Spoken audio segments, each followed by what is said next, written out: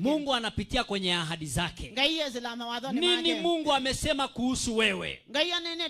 Ni kwenda kumkumbusha, maana anasema tumkumbushe.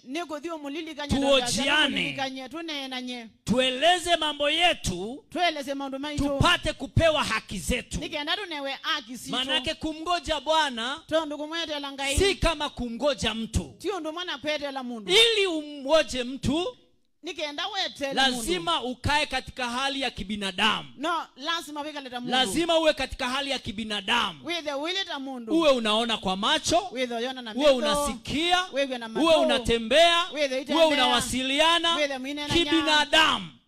Utakutana na wanadamu. Lakini kumgoja Mungu, Biblia inasema Mungu ni roho. Kwa hiyo kumgoja Mungu ni lazima tumgoje katika roho, tuone katika roho, tushuhudie katika roho, tutafasiri maandiko katika roho, tuzijue ahadi za Mungu katika roho, na ndiposa tuzingoje zile ahadi.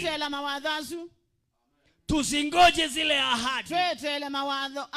Nini Mungu amesema kuhusu wewe? Nini Mungu amesema kuhusu mwanadamu? Kile alichosema kuhusu wewe na ikaandikwa na ukasoma